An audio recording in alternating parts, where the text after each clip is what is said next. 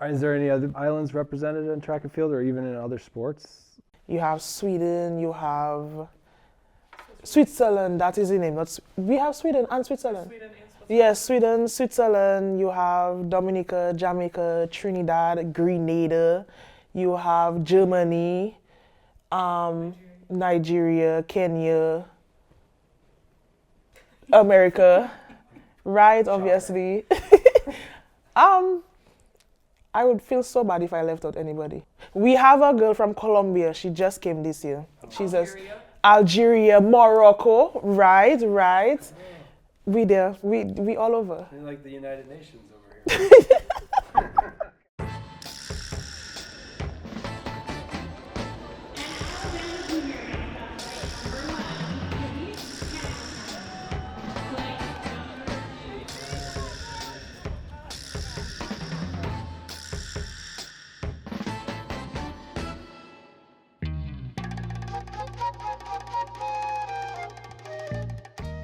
I remember my first national competition was my first year in high school. I was like 12. Yeah, I started track and field when I was 12. And we are in the middle of two French islands called Guadeloupe and Martinique. So my first competition was me going to Martinique for they call it Francophone games. That was like my first competition, and personally I didn't understand. Like, I just started out, I didn't understand, I didn't get the whole hype around traveling. I was just excited to see a new country because that was my first time traveling on a ferry by myself without my parents.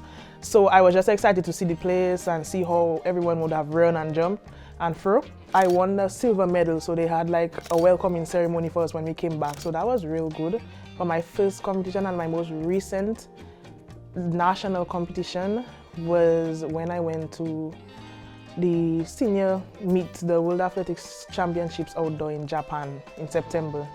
I got to see a lot of places that most people might never be able to say they go in this life.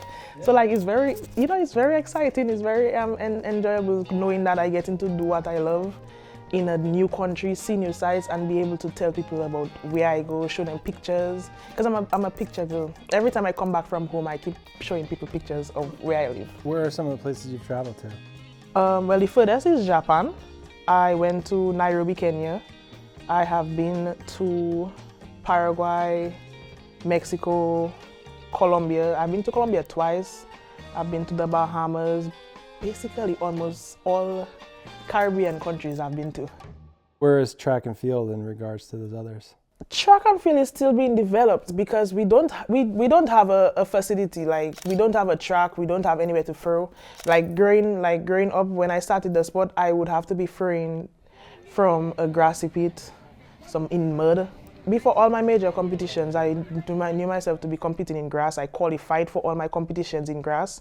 The most times I ever got to experience a concrete circle is when I traveled, after I qualified, when I traveled to those big meets, see the facilities, see what everyone else has. And I never once thought, oh, I wish I was from here, or I wish that we had what they had. I mean, it would be nice to have it. They have it in the works right now. But I always said that if I can make it there, if I can make it to those places where everyone else has facilities, but I have to be freeing from grass a week before my competition, then I'm just fine. I'm from the island of Dominica, which is known as the Nature Isle of the Caribbean because of its untouched greenery. We have 365 rivers, one for each day of the year. We have waterfalls, beaches. Our main source of tourism is ecotourism. I live 30 seconds away from a river, so I pride myself as a freshwater girl. Our island has 9 volcanoes, all active, unfortunately. We have a secondary language called Creole or Patois. Our island was basically like a site for the fight between French and English to see who gained power. And along the lines, basically French influenced our language, but English at the end won over, so we were under the reign of English until we gained independence. What's the food like in Dominica? Amazing. Everything locally grown. We have plantain, we have stuff they call in ground provision, which is like starchy vegetables, where like root vegetables that you grow, dashing, tanya, yam. But what you all consider yam is called sweet potato back home. There's a man that works in Roseau, which is our capital. He makes a mean cassava bread, and on Fridays he have something they call cassava pizza. 10 on 10. What does Dominica go crazy for sport-wise? They love cricket. We love cricket. West Indies have to be Dominica's pride and joy. Carlos Brathwaite! History for the West Indies. What a match we've had here at Eden Gardens. And then they love football, well, soccer, yes. Dominica, the cross in the box, the shot, and Dominica retake the lead. They have like, Premier Leagues and different divisions. We have national teams that go compete in the region and stuff, so they support that a lot. My parents, my mother works as a manager for one of the country's breweries, and my father works for an electrical company, a phone company, as a field technician, and he does other stuff as well as my mother. The area where my house is located is in a valley which is surrounded by mountains, and then you have a river flowing from like in the area where we are. Basically, my area where I live is cut off from the town, but like once you go over the mountain, you basically on the main road to go to town. It's real close to town. I have a little sister. Her name is Treneese Hamilton. That's my best friend. We share necklace together, and I think that my chain broke, and I had to make sure I get another chain because I wasn't leaving on my pendant. Because whenever I'm nervous, sometimes I would either shake my leg, but most of the times I catch myself like twirling my necklace. And most of the times whenever I do compete, I always want to like do it for her. I don't know why, I just do. So like when I like nervous or I feeling overwhelmed, I'll just say, oh, my bestie, you know, my little sister. She would most likely like shout behind me if she knew I was like nervous or something. So like I would say she wouldn't want me to do this. So like I'll just touch my necklace and I'll be calm. So growing up, I always knew I was destined to do something good because like my parents grew me to let me know that I can do anything that I put my mind to. Even if at times like my favorite word when I was younger was I cannot do this, they made sure that I had to eradicate that. No, you cannot get me to say I cannot do this or I never like this. I hate those words with a passion. But how did you get into shot put? I was always a sports person at heart. In primary school, I was playing a sport they call netball, which is known around the Caribbean. And in high school, that's what I started off with. But I wanted to become the most outstanding sportswoman at the end of our 5 years during graduation. So any sport that came into the class saying they wanted participants, I would put up my hand first. So track and field never entered. But as I said, my cousin was the PE teacher at that school. So at the end of the day, he was going to find a way to get me into track and field. So I didn't know anything about it because in primary school, they would have us throw a tennis ball as far as we could. So that was what I used to do, tennis and run. But entering high school, I entered school one day for me to try out for the netball team. And then he called me on a side for me to try to throw the shot put. So I said, like, I didn't know what it was. Then he just showed me like a heavy ball. I said, like, I cannot throw that. He told me, just do it. Like, he showed me once. And I'm a visual learner. So you show me once or twice and I'm good to go. So he showed me once, then I went, I threw it just standing, like just let it go.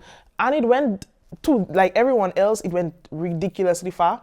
I think they told me it was like 13 meters like from standing, and it was a 3 kilogram because on the 20 throw, on the 18 or on the 17 throw 3 kilograms, which is 6 pounds or something like that. So that's what I threw, and then they were very impressed, and I didn't understand what was going on. So he told me I have to come practice tomorrow. I just took it as another sport to add to my resume. So I said, why not? Then I came to practice. It started to become real hard. But after a while, when I made my first competition, my first regional competition, I went to my first school games with all the secondary schools on the island. I won. I beat out the girl that was known to beat everyone by meters. I beat her out by 1 centimeter. And from there, it was just history. What do people get wrong about shot put? Most of the times you have to be ridiculously strong, and like if you're skinny, you cannot throw it far, which not true. The main concept behind shot put is that you have to be technically sound, so your entire body have to flow as one. Like one step out of place, you might even injure yourself. So I want to say it's a dangerous sport because it's like you have a heavy ball throwing around, and any mishap, you can mess up your shoulder, your arm, or you can hit someone in the crowd, depending on how you throw. Yes. Is going to college something that you wanted to do, or was it driven by continuing to compete and creating new opportunities for yourself? I always wanted to go to college, university and stuff. I started college when I was home, but I always wanted to go to college and university. But my prayer was always that my parents never had to pay a dime. So it ended up that they never had to pay a dime, and I would be able to even give them back because of how well I was doing in track and field. So the fact that because a certain time I wanted to quit because of like, it was just too much, to be honest. And then my friends and my coach had to convince me and tell me the benefits, saying if I do well enough, I can get a university to look at me and I would be able to complete my bachelor's and a master's free of charge. That sparked something I've been training ever since, never stopped. Before I came here, I was at a junior college in Great Bend, Kansas. My mother actually came with me when I went to Kansas. She dropped me off, basically. She stayed for a week. But the worst portion for me was how limited in stuff that I was accustomed of eating, that I just couldn't find it. The first of the drive to reach Great Bend, Kansas was 2 hours. 2 hours on my island, taking you from one end to the next. That is considered an island tour in my country. It was nothing but fields, corns, fields, and houses like meters apart. Whereas back home, I accustomed seeing greenery and sea. At least I would see a view, and like we have a lot of curves because of how mountainous we are. Then they told me about winter. Back home, we only have wet and dry season. That's it. When I came, actually, I came in January. I did not know that was the worst time for you to come during winter. I did not know that. I remember it was, because we do Celsius, so it was like 4 degrees or 3 degrees Celsius, which I believe was like 20-something degrees almost in Fahrenheit. And I saw people with shorts and sleeveless and flip-flops, and I was in like 3 layers of a jacket, 2 pants, and a winter boot. Everybody was watching me funny. I say, y'all are crazy. And then the fact that for a regular lunch, it would be fries and chicken, or fries and a burger, or some pizza, and every day on rotation. And at first I was getting sick a lot. I would get sick a lot. Especially because your diet? Yeah, my diet, the fact that the temperature was not something I ever experienced in my life. Did you spend 2 years at that junior college in Kansas? I spent 1.5 years. So I ended up coming in January of 23, which is during season. So like to me, I didn't really do good during my first season, which other people would beg to differ. But I told myself I didn't want to start my next school because I finally understood how it would work. When you started a junior college, you would have to transfer over to another 4-year college. So I told myself that I had to finish so I could reach my next school during fall. So I took accelerated courses, like 5 credit courses. I paid, my parents helped me pay for the 2 summer courses, that my one and only summer in the school. And then I graduated together with my friends in May of 24.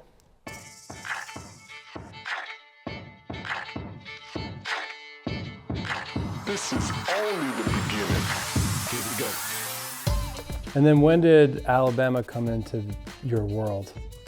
Literally my season, the fall season after that, that my first year. So I competed throughout that year, that when I just came in January 23. They got me on that visit, and then that was same 23, right? Yeah. And that was my first visit, and I didn't want to go anywhere else. I honestly felt like here was home, and I stand right. I love it here.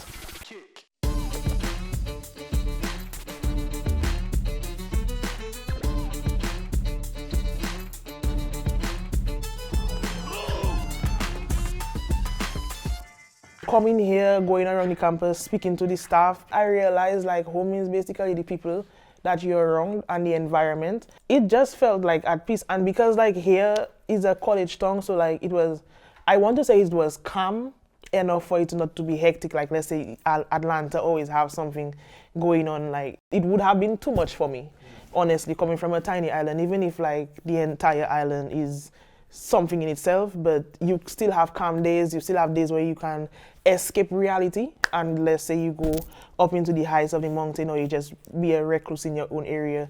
And I was able to do that here and still feel like a piece of me would be missing if I left. Honestly, coming up here, I want to say that I thought American college kids would throw like rages. Like I thought it was like rages basically every day, or like when you see they go to school is like, you know, in the movies where you have papers throwing around the place, or you don't listen to your teacher. It wasn't true, because I like all my classes, everyone is so attentive. They even refuse to talk at some points.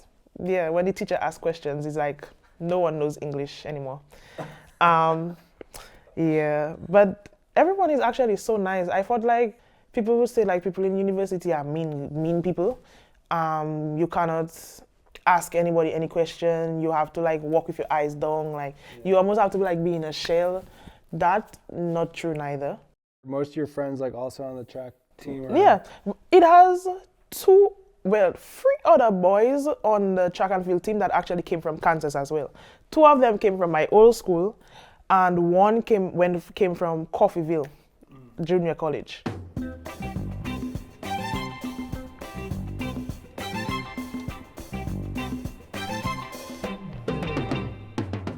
This is supposed to be my last season. If they decide to sign the rule about junior colleges getting an extra year, then I might have one more year, but that's my last year for now.